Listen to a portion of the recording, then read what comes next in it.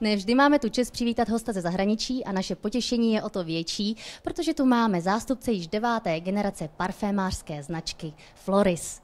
Tato firma má více než 280letou historii ve svém oboru a dokonce dodávala parfémy a toaletní potřeby členům královské rodiny.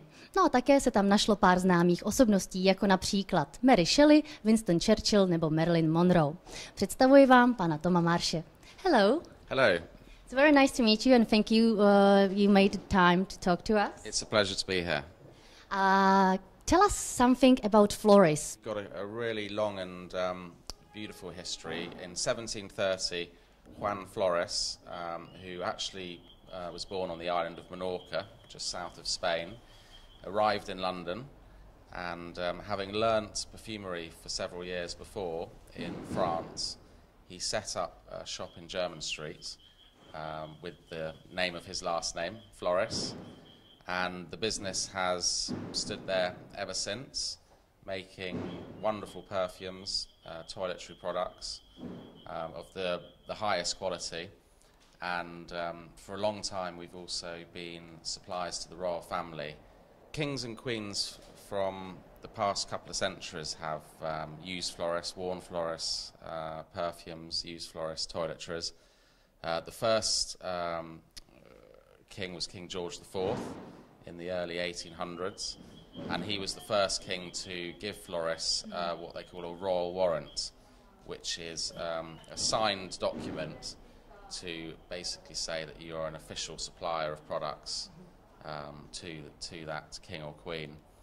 And ever since that first royal warrant, Floris have held 16 in total across the years. Serving every monarch from Queen Victoria to the present day Queen Elizabeth, Prince Charles, and we also know that William and Kate also love Floris products as well, which is great to hear. Myself and my cousin were invited to Buckingham Palace. We made a special perfume for the Queen's Jubilee, and we got invited to go and give it to the Queen's head of staff, and he then gave it to the Queen for us, and we got a beautiful letter back the next day to say how much she enjoyed the perfume and loved the gift that we gave her. The recipes of your perfume last actually to nowadays. For example, the limes perfume. Limes is still very popular, and I think it shows how timeless a good perfume can be, because the original formula for limes was around the 1700s. Probably one of our oldest formulas. And you didn't change a thing? Not really. In terms of some of the ingredients that you can now get, some are no longer available. But in terms of limes, because it's all natural fruits, what we make today would virtually be identical to the formula that was originally made, and it's still loved. It's such a fresh, lovely fragrance, yeah, still has a lot of loyal followers. Previous generations have kept a lot of all the paperwork and the old receipts, so we're lucky to have wonderful receipts with Winston Churchill's name on it, and it then shows you what perfumes he bought.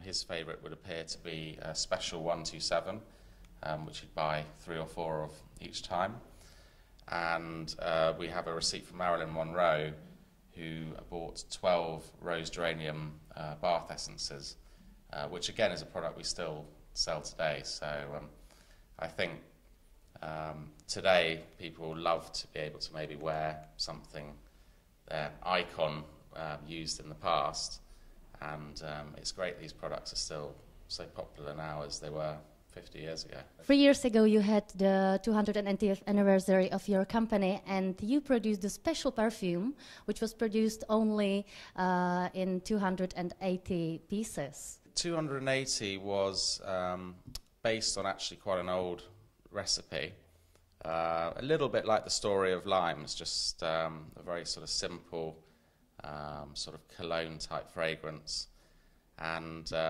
it used very expensive ingredients as well, like the highest quality ingredients went into the perfume. And we just thought, yeah, why not just make 280, really small run. Did you send any of to Queen Elizabeth II? We always send any new products. We always send the first one to the Royal Palace, so that the Queen can see what we've done and get the first chance to use it. The latest fragrance is Sous l'Ambar, which we have actually just launched in the last couple of weeks. And it's a wonderful floral oriental fragrance, some beautiful crisp fruit notes of pineapple and bergamot, mixed with a green accord of lentisk and galbanum. And then the heart is a wonderful mixture of jasmine, a beautiful floral note, with a little spiciness of pink peppercorn, and then geranium and melilot also add a nice floral character, underscored with ambers, vanilla, and musk, which give it a really warm base. And I think it's actually a wonderful contrast between freshness, but also sort of comfort and warmth as well. And the inspiration was a sort of tropical paradise with beautiful sunlight, a warm breeze blowing. So we hope people are maybe transported to a summery place. Sous l'Ambar's taken almost 3 to 4 years to develop. We never just create anything for the sake of a new launch. The Floris family and other people in the business got together and we all had a discussion, you know, what type of perfume we wanted to make next. My father actually, his first job in the company was in the basement below the shop, where he would mix perfumes and stamp soaps, and they'd do everything on site. And then it wasn't until the late 1980s that my father actually moved down to Devon in the southwest of England, and he set up a more modern production facility, and all of our products are now made there. I actually remember when it opened in 1989, Princess Diana came down and cut the ribbon and officially opened the factory, which was a very special day. My first job was working at the factory, so in school holidays, when my friends were all off enjoying themselves, my father would say, come and do a couple of months in the factory, and my first jobs were things like packing the products to send them out into different stores, and then I spent some time on the production lines and stamping soaps, and then got some experience of where they mix the perfumes, the shower gels. Really fascinating part of the business. Except perfumes and fragrances for men and women, you do fragrances for home as well. That's right, we do a wonderful home range, which we have some of the room fragrances here. And the candles we actually hand pour in about 6 different layers. We let the wax cool, then we pour another little layer, and that helps the candle to build up a very even layer of fragrance. So they'll burn for a lot longer, they'll smell really powerful. My favourite type of perfume is a sort of a mix of spice and woods.